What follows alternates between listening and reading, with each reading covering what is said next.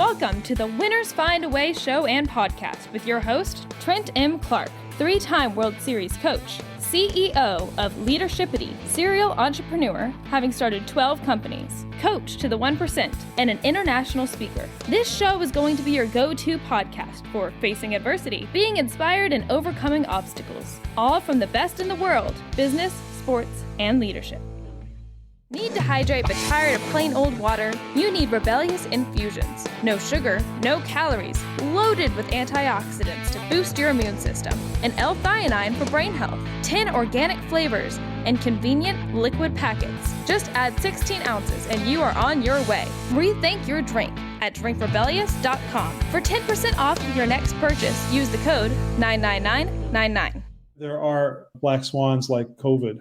And it knocked all of us for a loop. And you just, again, you just find a way.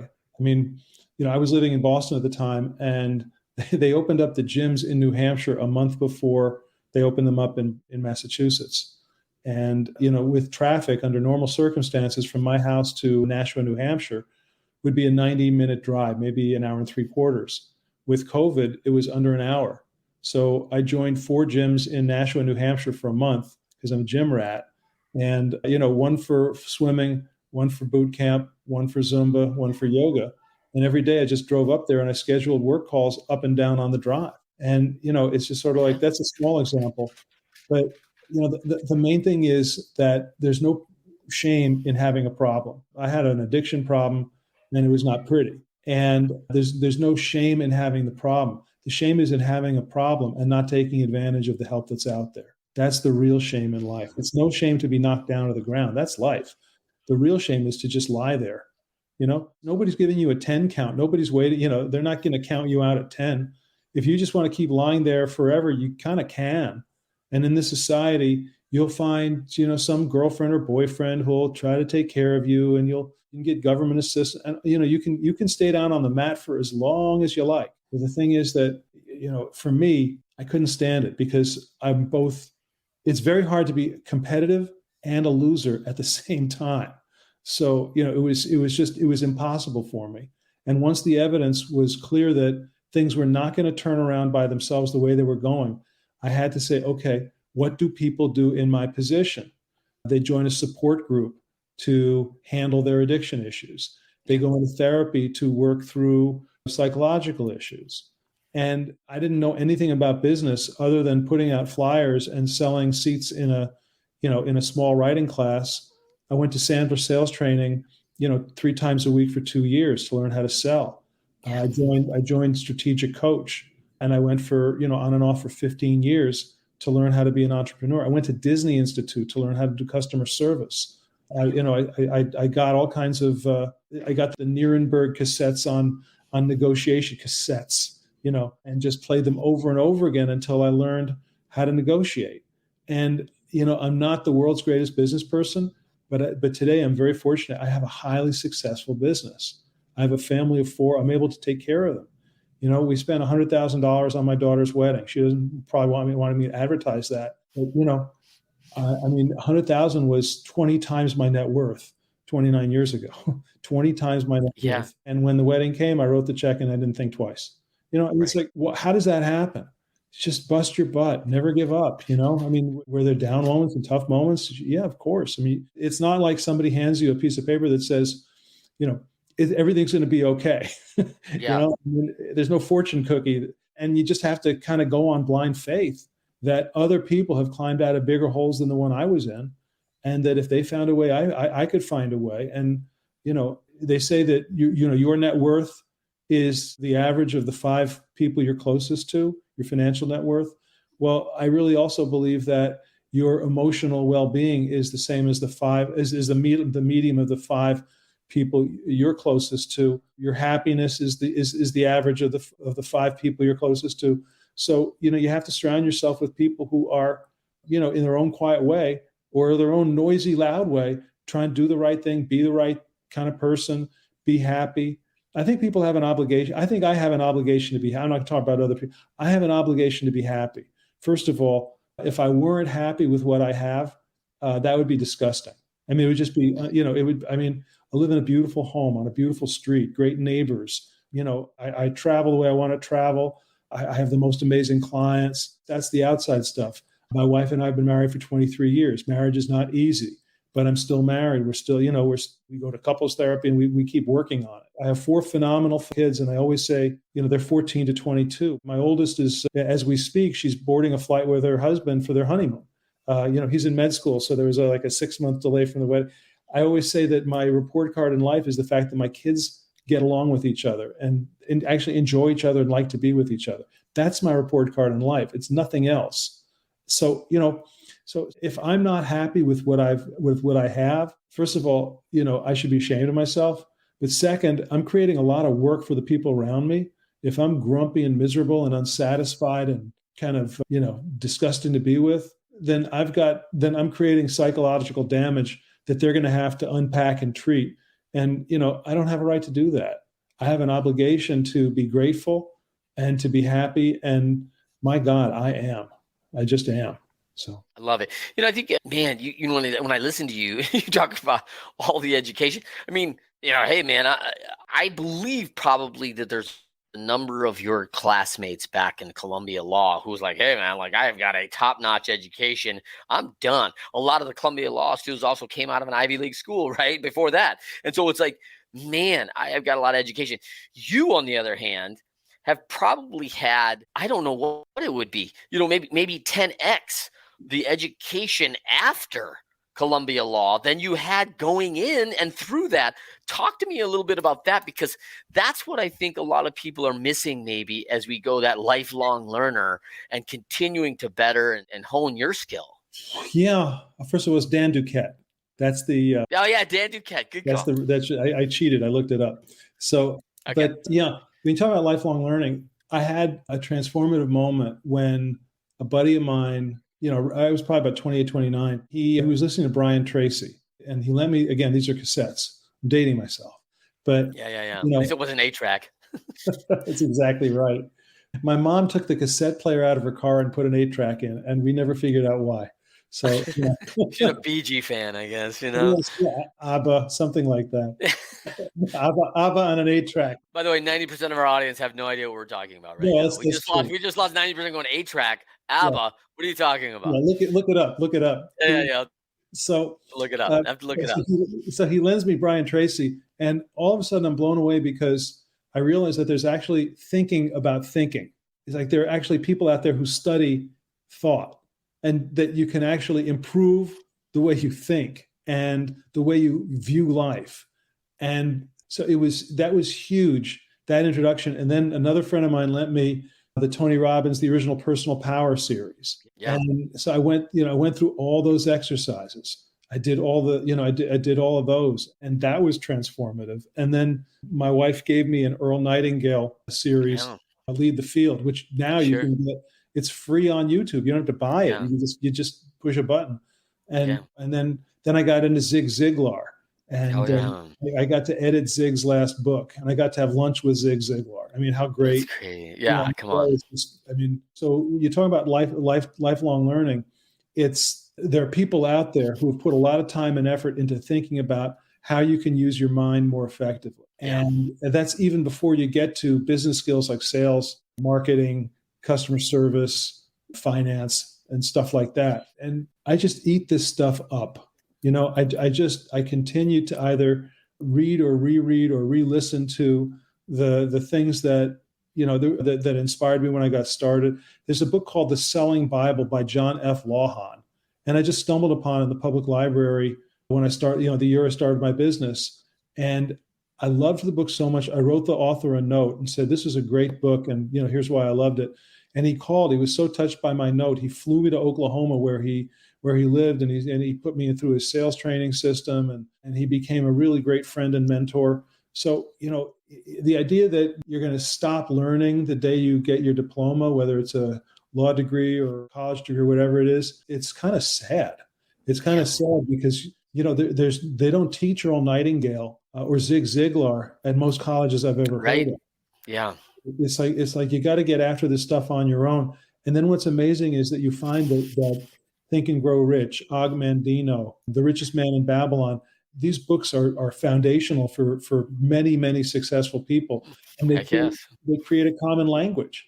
One of my sons is getting into this stuff. And then, he's reading Think and Grow Rich right now. He went through Earl Nightingale, and he just, wherever he goes, he's encountering people who are talking about acres of diamonds, which is, one of the things on that Earl Nightingale talks about. So if you're not a lifetime learner, Zig talks about this. He says that, there are people who were, just to update the years, born 1970, died 2002, buried 2040. So, it's like if you're not growing, everything in nature is either growing or dying. Those are the only two. So choose. Yeah. Choose what you want to do. Yeah. Well, I love that. And I love this. And I got to know Vic Conant a little bit from Conant Nightingale, right? Because Vic was a YPOer in Ago. So cool. And I was running a mentorship program. Yeah. And it was so cool. I was just like, oh my gosh, I just love your work. I mean, his life work is putting out the Nightingale libraries. And it was just incredible that he continues that. And that was so cool.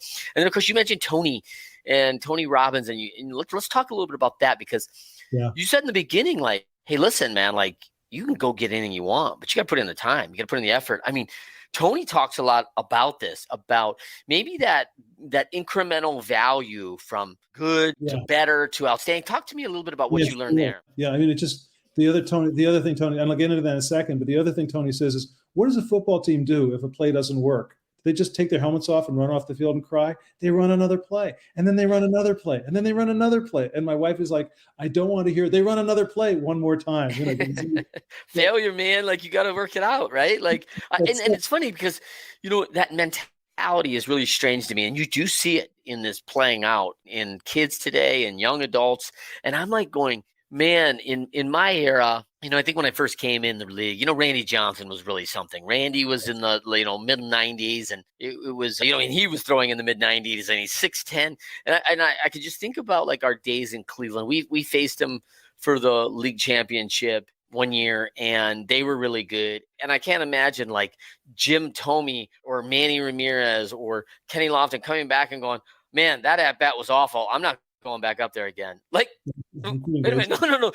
You're gonna have 4 more chances. Like, hold on, like, like you'll get them next time. Like, you try to come back and figure something out. But like, hey, listen, you're gonna probably fail the first time out against this guy because you haven't seen something that looks like this, and it's just not normal, right?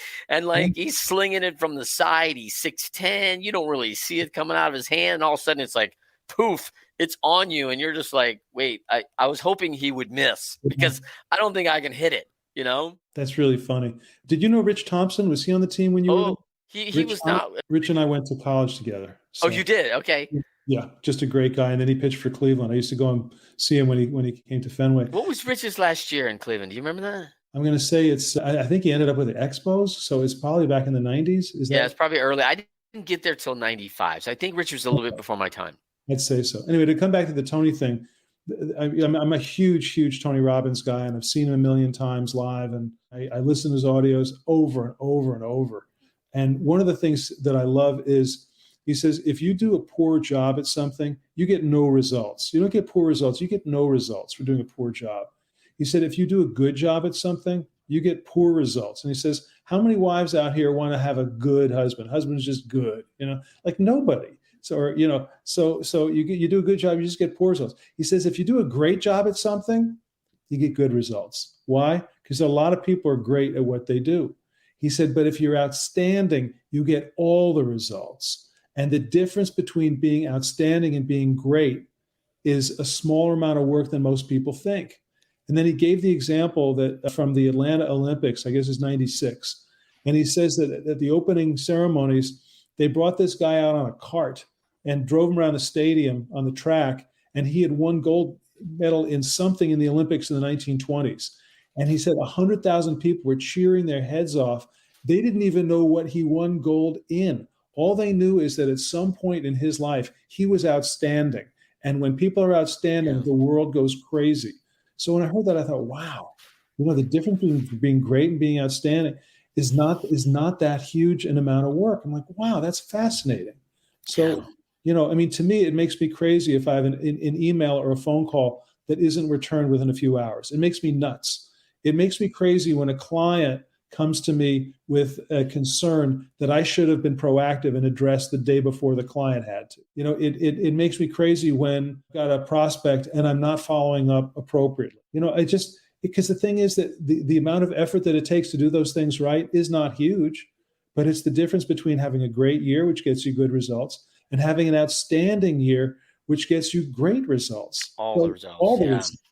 Yeah. So let's jump to that, because when you look at your business and sustainability, I mean, we talked about this before, and this last year you have 100% of your business either coming from firsthand referral or repeat client. So you're not running out on like, hey man, I need to get some Facebook ads out there. I need to go back and put my flyers up, right? Like that is not who you are today as a person who's done outstanding work. Well, thank you. And that's true. I was looking over my list, it's the end of the year as we're speaking. So I've been going over my numbers and all the stuff for the year. And I realized that 100% of the people I worked with this year, people who signed deals with me, are either referrals or repeat clients. And so I've gone from a position of I have no marketing to a position of, well, I didn't really need any marketing this year, and longevity is lovability. That's what, that's sort of a Hollywood line. If you keep doing the same thing over and over,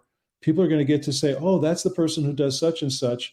And you're going to get a reputation and you're going to be trusted. That was Nicholson, right? That was Nicholson. Thank you. Yes. Yeah, Jack Nicholson. Yeah. That's awesome. Yeah. So the line is longevity is lovable. Longevity is lovability. Lovability. I love it. Hey, that's a good itty. I like that. Lovability. I love it. And when I started off, we were talking about this earlier also, there's a book by Charles M. Givens called Wealth Without Risk, which was it was like Tony Robbins before Tony was Tony. Back I think he wrote it either in the 80s or the early 90s. And there's this line, it's a big fat, like 400-page book. And in the back, it's almost like in a footnote in the notes, there's almost a throwaway line. But to me, it was life-changing. And I'm going to see if I can get it right the first time. He said, initially, it will take you 10 units of effort to get 1 unit of results. Yeah. But if you stay with it, all you'll need to do is to put out 1 unit of effort and you'll get 10 units of results. And I love that formula because it's simple, it's applicable to everything, any business, any field, and it's true.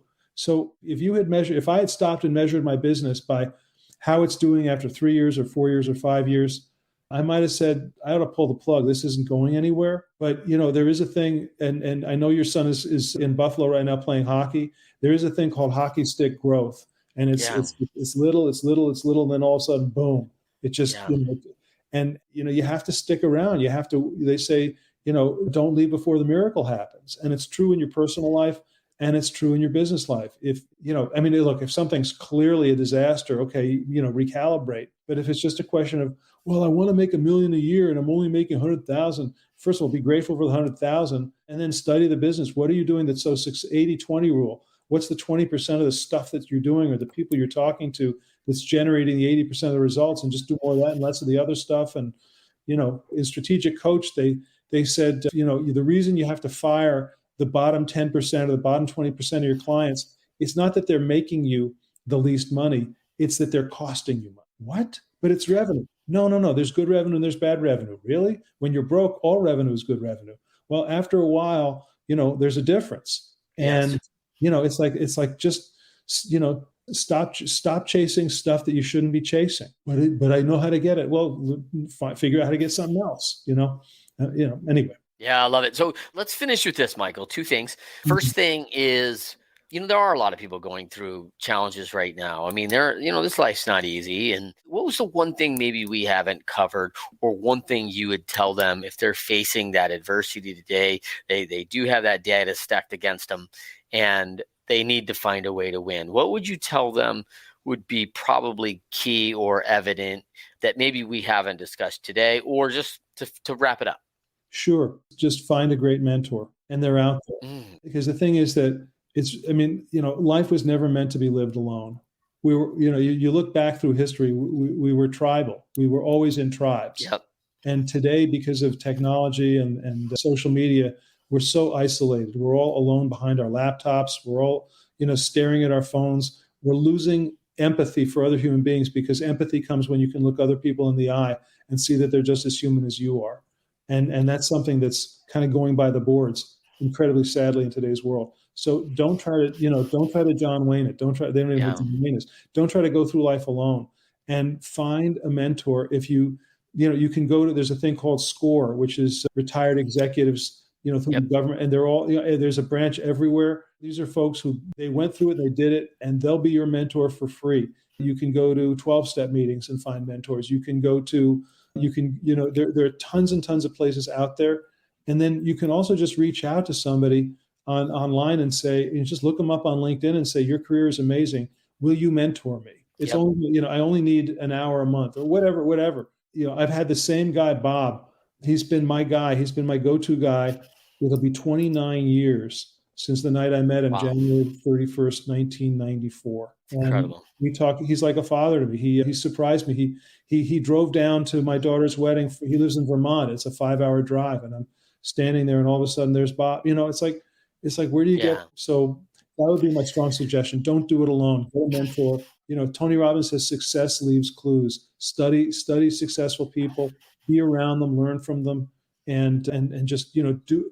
I was told, do what they do, walk where they walk, and you won't blow up. I love that. And I tell you on the mentorship thing, I will tell anybody who will listen, look up the 5 most crazy mentors that you think would best serve you. And I don't care how unreachable you think they are. You found them, look them up, call them. I'm telling you, there is at the top of that chain, it is very lonely and it is low hanging. It is a life on an end of a branch, and the people that have actually gone out there and survived it want nothing more than to pay it forward because someone did it for them. Someone went out and helped them out. And when they get that call and they go, man, it would be such an honor to have you come alongside and help me. This is what I'm looking for. And I can do everything to make this very easy for you. 1 meeting a month, whatever I can do. And I'm telling you, label them 1 through 5. You can start with Tony Robbins and call him. But I'm telling you, you will not get to number 5 on this superstar list because someone will give you a yes. And it's amazing. And I've seen it time and time again. Yeah. But listen, I got to wrap it up because I know we're on a long show here. I ran you a little long. But I want to touch on this, Michael. Great show. Winners find a way. We talked about not just having a best-selling book, but a best-earning book. We talked about taking responsibility because if I am the problem, I am also the solution. We also talked about, hey, if you're down, no one is counting you out. This is not a boxing match. Get up. Find someone who will help pick you up. Look for a mentor. Look for those people that it's not over. It's time to go to work. And I love that the shame is not in falling down. The shame is not asking for help. Someone to come up and just ask for someone to come alongside. So, Michael Levin, thank you so much for joining us on the Winners Find a Way show. Thrilled that you could be here, my man. Trent, this was awesome. You asked great questions, and you're an awesome human being, and it's just a pleasure to know you. And it was really this was awesome. Thank you for just letting me open up and run with it. I hope it was useful. I hope I didn't embarrass myself. That's all I can say. I love the Oprah moment. And we're going to get Oprah on here just to prove it's an Oprah moment next time. We'll have to bring her in. So for Michael Levin and everybody, thank you for joining us on the Winners Find a Way show every Friday, 12:30 Eastern, 9:30 a.m. Pacific. Check us on Leadershipity YouTube channel and live on LinkedIn. And you can go to our podcast and see all of our recorded efforts. You will see Michael in a couple of months, but you can see us live every Friday. Thank you so much for joining us. Until next time. Rebellious Infusions are organic flavored water enhancers. Rebellious provides clean, focused energy in liquid packets. Just tear the corner of the packet and pour 16 ounces of water. Rebellious Infusions have no sugar, no calories, and up to 300 milligrams of antioxidants and loads of L-theanine for brain health. Rethink your drink at drinkrebellious.com. For 10% off your next purchase, use the code 99999. Do you want to be our next guest? Or do you have inspiring stories to share? Or do you love to inspire, support, and empower thought leaders? Feel free to send Trent a direct message on Instagram or Facebook at Leadershipity.